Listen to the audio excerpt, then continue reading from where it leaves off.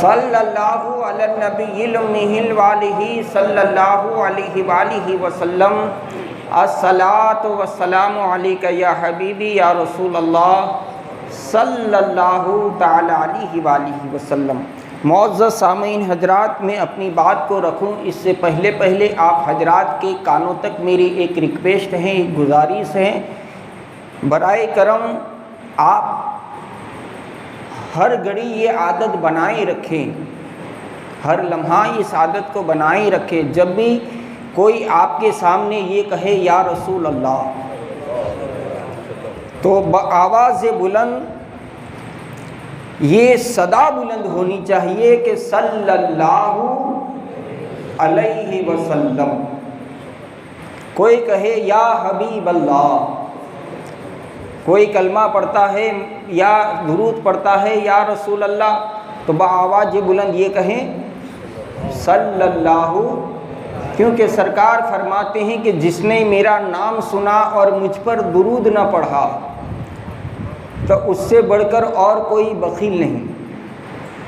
تو لہٰذا یہ عادت ہمیشہ بنائے رکھے، جب بھی نام محمد عربی آئے تو صلی اللہ علیہ وآلہ وسلم، ایسے نہیں بلکہ بآواز بلند کہ تیرے پڑھنے کو دیکھ کر نہ پڑھنے والا پر پڑھنے پر مجبور ہو جائے، اس عشق کے ساتھ، اس محبت کے ساتھ۔ اور انشاءاللہ درود یہ ایسا عمل ہے، ہم نماز جمعہ کے لیے یہاں جمع ہیں، ہم نماز جمعہ یہاں ادا کریں گے، مگر اس کی قبولیت کی کوئی گارنٹی نہیں، اس کی قبولیت کی کوئی وارنٹی نہیں، مگر قربان جاؤں ایک درود رب نے ایسا عمل رکھا ہے کہ جب بھی امت رسول اللہ کا امتی جب بھی نبی علیہ السلام پر درود پڑھتا ہے، میرے آقا فرماتے ہیں وہ درود تیری زبان پر آنے سے پہلے رب مجھے سنا دیتا ہے، اور رب سنا کر اسے قبول بھی فرما لیتا ہے۔ تو درود یہ بڑا ہی عظیم ترین عمل ہے، اس کی عادت باعث مغفرت بھی ہے، اس کی عادت قبر میں اجالا بھی ہے، اور اس کی عادت، درود کی عادت یہ ایسی عادت ہے کہ تمہاری پریشانیوں کو بھی یہ دور کر دیتا ہے۔ تو اس کی عادت بنائیں، آپ بالکل بیماروں کی طرح نہ بیٹھیں، پوری بیداری کے ساتھ بیٹھیں، اور ماشاءاللہ ابھی عید الاضحیٰ بقرعید آنے والی ہے، اور ویسے تو مسلمانوں کا کوئی بھی چھوٹے سے چھوٹا تہوار بھی ایسا نہیں ہے کہ جس میں گوشت اور بریانی نہ پکتی ہو۔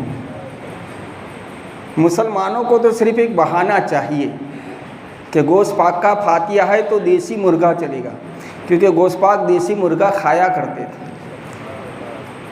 اور پولٹری کے مرغی کا تو میں اتنا ویرودھی ہوں،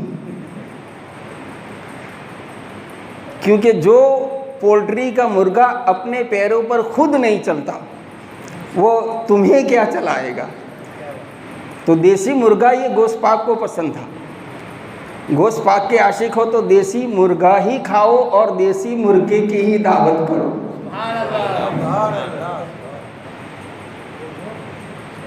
تو عرض یہ کر رہا تھا کہ عید الاضحیٰ یعنی کہ ہماری ماترو بھاشا میں ہم جسے بقرعید کہتے ہیں، وہ بقرعید جیسے جیسے قریب سے قریب تر آتی جائے گی تو ہمارے ائمہ مساجد اور علماء اہل سنت ہی نہیں بلکہ جتنے بھی مسلک کے علماء ہیں، سارے علماء ایک کوئی اور مسئلہ بیان کرے یا نہ کرے مگر اس مسئلے کو ضرور بیان کرتے ہیں کہ بقرہ کانا نہیں ہونا چاہیے، بکرا بہرا نہیں ہونا چاہیے، بکرا لنگڑا نہیں ہونا چاہیے، جانور میں کوئی عیب نہیں ہونا چاہیے۔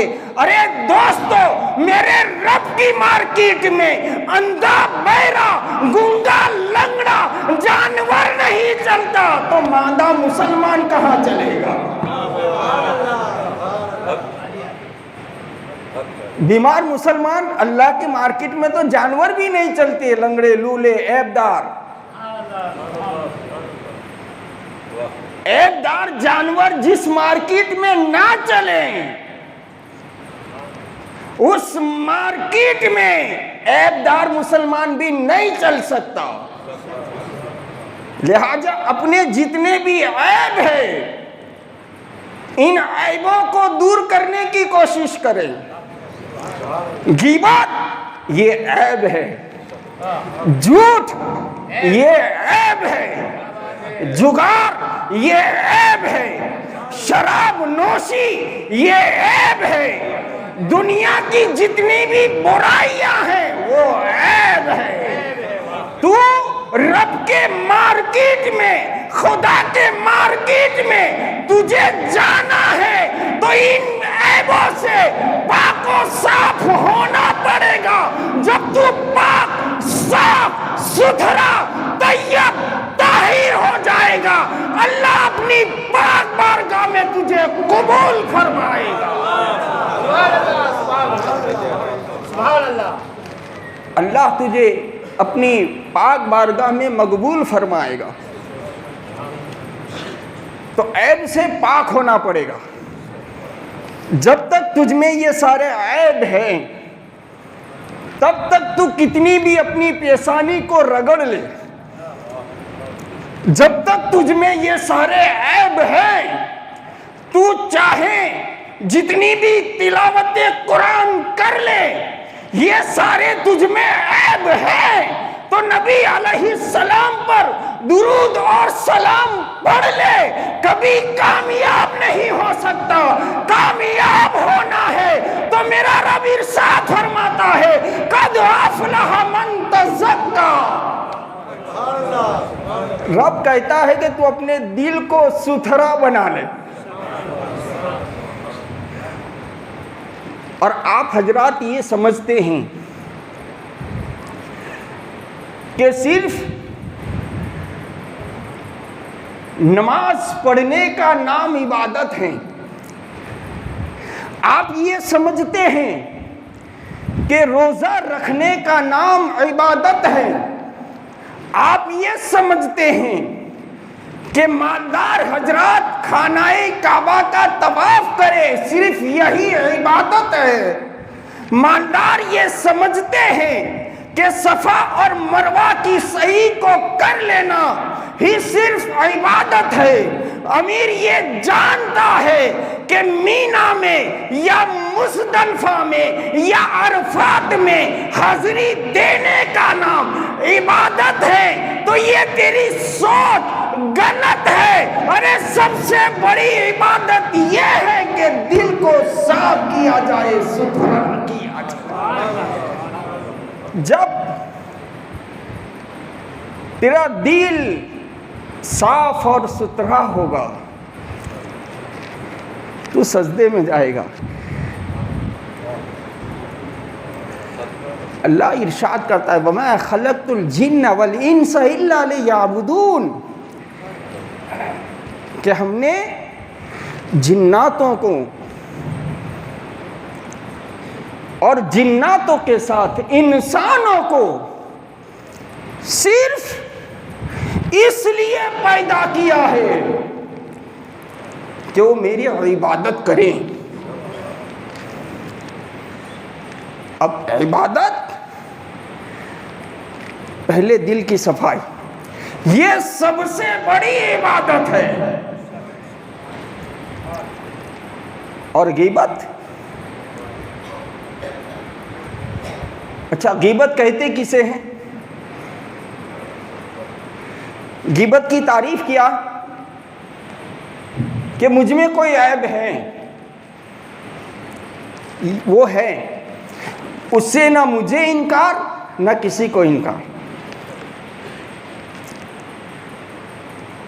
اب میرے عیب کو میری غیر حاضری میں، سچی بات کو میری غیر حاضری میں دوسرے کے سامنے بیان کرنے کا نام غیبت ہے۔ کیا ہے؟ غیبت۔ اور جو بندہ سچی بات کو اس کی غیر حاضری میں بیان کرے تو وہ غیبت بنے، اور جو چیز ہے ہی نہیں، جو چیز ہے ہی نہیں اور بیان کرے تو اسے تہمت کہتے ہیں، الزام۔ اب اس کا گناہ کتنا بڑا کہ تیری جتنی بھی نیکیاں ہیں، حضرت حسن بصری رحمت اللہ تعالی علیہ کی کسی نے غیبت کی، برائی بیان کی، حضرت حسن بصری۔ خیر مجھے اس بات سے انکار نہیں ہے کہ کوئی میری غیبت بیان کرے تو اس میں تعجب نہیں۔ ارے نبی اللہ کو نہیں چھوڑا لوگوں نے، امام حسن حسین کو نہیں چھوڑا لوگوں نے، تو کوئی میری بات کو بیان کرے، آپ کی بات کو بیان کرے تو اس میں تعجب کیا، مگر طریقہ اپنانا ہے تو اولیاء کاملین کے طریقے کو اپناؤ۔ کیا انہوں نے تبلیغ فرمائی، کیا انہوں نے دین کی خدمت کی؟ حضرت حسن بصری کی کسی نے غیبت کی، ہم اور آپ، ہماری یا تمہاری کوئی برائی بیان کرے تو ہم اس کا جواب گالی سے دیتے ہیں۔ کوئی اور طاقتور ہے تو لکڑی سے دیتا ہے، کوئی اس سے بڑا طاقتور ہے تو وہ ایک الگ انداز سے اس کا جواب دیتا ہے۔ مگر قربان جاؤں، حضرت حسن بصری کی کسی نے برائی کی تو اپنے خادم کو بلایا، اپنے سیوک کو بلایا، اور سیوک کو کھجوروں سے بھرا ہوا ٹوکرا، کھجوروں سے بھری ہوئی ایک ٹوکری اس کے ہاتھ میں، اور یہ وہ کھجور نہیں جو ہولی اور دھولیٹی میں جس کو پر بیٹھنا مکھی بھی پسند نہ کرے، ایسی کھجور نہیں۔ کبھی کبھی فاتحہ کے لیے کوئی کھجور لاتا ہے، ارے گوشت پاک پیرانے پیر کے نام کا فاتحہ اس نیاز کو کھانے والا پسند نہ کرے، اس کو گوشت پاک کیا پسند فرمائیں گے؟ اسے نبی اللہ اور رسول اللہ کیا پسند فرمائیں گے؟ ارے نیاز لاؤ تو ایسی لاؤ کہ کھانے والا غلام راضی ہو جائے، کیونکہ جب جب غلام راضی ہوتے ہیں تبھی تبھی آقا خوش ہو جایا کرتے ہیں۔ کھجور کا ایک کھجور، وہ اوریجنل کھجور، عضوہ کھجور ہوگی، کلمی کھجور ہوگی، اللہ جانے نام۔ اگر پوچھنا چاہتے ہیں تو جس کا کام ہے مکہ میں آنا جانا بار بار، ان سے پوچھ لیں، جو حاجی حضرات گئے ہیں ان سے پوچھیں کہ کیا کیا اسٹینڈرڈ کھجور جسے میرے آقا پسند فرمایا کرتے تھے، ارے اس کو کھاؤ تو رسول اللہ کی سنت ہے، اور کسی کو کھلا دو تو بھی رسول اللہ کی سنت ہے، اور اسی سنت کو اسلام میں عبادت کہتے ہیں۔ وَمَا خَلَقْتُ الْجِنَّ وَالْإِنسَ إِلَّا لِيَعْبُدُونَ۔ سرکار امام حسن کا ایک قول یاد آ گیا۔ سرکار امام حسن علیہ السلام فرماتے ہیں، یہ وہ نواسائے رسول، ماں خاتون جنت کے سب سے بڑے بیٹے، ارے کربلا والا حسین، آقا حسین یوں فرمائیں کہ امام حسن یہ صرف میرا بڑا بھائی نہیں ہے کہ امام حسن تو میرا آقا ہے۔ کربلا کا دلہا جسے اپنا آقا کہے، وہ امام امام حسن علیہ السلام، جزاک اللہ، سرکار امام حسن علیہ السلام، اور اپنی ماں کا ادب تو یوں فرمایا کرتے تھے، بولو یار ماں کی محبت میں ماں کا بھی درجہ بہت بڑا ہے. اچھا صرف ماں کا نہیں بلکہ باپ کا بھی درجہ ماں سے بلند و بالا، باپ کا بھی درجہ بہت بڑا ہے، کیونکہ ماں تو تیری پیدائش اور سمجھدار ہونے تک، مگر تیرا باپ جب تک حیات رہتا ہے، اور باپ ہی کی ایک عادت ہے، دنیا یہ چاہتی ہے کہ یہ انسان مجھ سے پیچھے رہے، باپ اکیلا ایسا ہے کہ یہ چاہتا ہے کہ مجھ سے بھی آگے بڑھ جائے. یہ صرف باپ کی فضیلت ہے، صرف باپ یہ چاہتا ہے کہ میرا بیٹا مجھ سے بھی آگے بڑھے، مجھ سے بھی زیادہ نام کمائے، مجھ سے بھی بڑا بن جائے. یہ صرف باپ اپنے بیٹے کے لیے سوچتا ہے. تو سرکار امام حسن علیہ السلام جب بھی اپنی ماں کے ساتھ کھانا تناول کرتے تھے، آج تو اللہ رحم کرے 5 ٹائم کا نمازی بن گیا تو ایسا لگتا ہے کہ بہت بڑا ولی کامل، اللہ نے اسے ولایت عطا کر دی ہو، ایسا جھوم کر چلتا ہے. مشکل سے جمعہ ادا کرنے والا اپنے آپ کو بہت بڑا عابد سمجھتا ہے. ارے نادان، صرف سجدہ کرنے کا نام عبادت نہیں ہے، ماں کا احترام کرنے کا نام بھی عبادت ہے. آقا حسن علیہ الصلوۃ والسلام جب اپنی ماں کے ساتھ کھانا کھانے کو بیٹھتے تھے تو ہر ماں یہ چاہے گی کہ بیٹا پہلے کھائے، مگر سرکار امام حسن علیہ السلام فرماتے ہیں کہ میں نے لقمہ کھانے میں بھی اپنی ماں سے پہل کبھی نہیں فرمائی، لقمہ لینے میں بھی اپنے ماں کے پیچھے رہے سرکار امام حسن. تو سرکار امام حسن علیہ السلام فرماتے ہیں،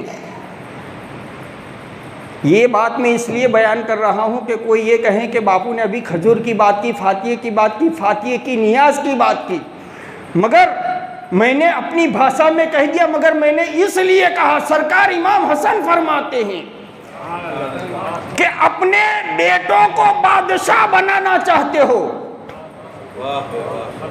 اپنے بیٹوں کو سردار بنانا چاہتے ہو، اپنے بیٹوں کو آقا بنانا چاہتے ہو، تو کبھی کسی کے کھانے کی امید نہ رکھو. امید رکھنی ہے تو لوگوں کو کھلانے کی امید رکھو. تو لوگوں کو کھلانے کی امید رکھے گا، رب تیری نسلوں میں سردار اور بادشاہ پیدا کرتا رہے گا. لہذا کھانے والے نہ بنو، کھلانے والے بنو. عرض یہ کر رہا تھا، حضرت حسن بصری رحمت اللہ تعالی علیہ کہ کسی نے برائی کی تو آپ نے اپنے سیوک کو، اپنے خادم کو، اپنے نوکر کو بلایا اور ارشاد فرمایا کہ فلاں محلے میں فلاں کے گھر فلاں انسان کو میری طرف سے یہ تحفہ دے دینا، اور یہ تحفہ لینے والا پوچھے کہ کس نے بھیجا ہے تو میرا نام دینا کہ فلاں نے بھیجا ہے، اور وہ یوں پوچھے کہ کس خوشی میں بھیجا ہے تو کہنا کہ تو نے آج میرے عیب یا میری برائی کو بیان کیا، میری غیبت کی اس خوشی میں بھیجا ہے.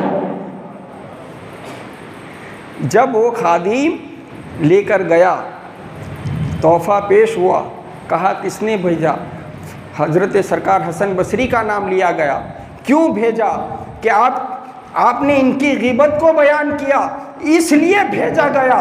جب وہ تحفہ لینے سے پہلے سرکار حسن بصری کے گھر آ کر قدموں میں گرتا ہے اور صدق دل سے اپنے غیبت نہ کرنے سے توبہ کرتا ہے۔ تو یہ بھی کوئی ہمارے غیبت کو بیان کر دے اور اسے تحفہ دے دینا بھی رب میرا اسے عبادت میں شمار فرما دیتا ہے۔ دوستو، آپ مسلمان ہیں، امام الانبیاء مصطفیٰ جان رحمت صلی اللہ علیہ وآلہ وسلم کے امتی ہیں۔ رسول اللہ اسٹینڈرڈ نبی ہے، سارے نبیوں کے نبی ہمارے آقا ہے، سارے اماموں کے امام ہمارے آقا ہے، سارے شفاعت کرنے والوں میں سب سے پہلا شفیع وہ میرا آقا ہے، وہ امام الانبیاء مصطفیٰ جان رحمت ہیں۔ تو آپ رسول اللہ کے امتی ہیں، کام ایسے کرو، اپنے آپ کو ایسا بناؤ، اپنے آپ کو ایسا ڈھالو، اپنے آپ کو ایسا تیار کرو کہ کل میدان محشر میں تجھے یہ نہ کہنا پڑے کہ رسول اللہ آپ کہاں ہیں، رسول اللہ آپ کہاں ہیں، رسول اللہ آپ کہاں ہیں، بلکہ خود امام الانبیاء کہے کہ میرا فلاں امتی کہاں ہے۔ ایسا اپنا کردار، ایسا اپنا اخلاق، ایسا اپنا ویوہار، ایسا اپنا تمدن، ایسا اپنا چال چلن پیدا کریں کہ ہم رسول اللہ سے خوش ہو جائے، یہ نہیں بلکہ ہمارے کاموں سے خود مصطفیٰ راضی ہو جائے، اور مصطفیٰ کی رضا کا نام ہی تو خدا کی رضا ہے۔ اپنے آپ کو ایسا بنانے کی کوشش کریں۔ اللہ رب العزت ہم سب کو بھی اللہ رب العزت کی صدق دل سے، سچے دل سے عبادت کرنے کی توفیق و رفیق عطا فرمائے کہ محمد سے وفا تو نے تو ہم تیرے ہیں، کہ محمد سے وفا تو نے تو ہم تیرے ہیں۔ لوح قلم کیا ہے، لوح محفوظ کیا ہے، لوح قلم تیرے۔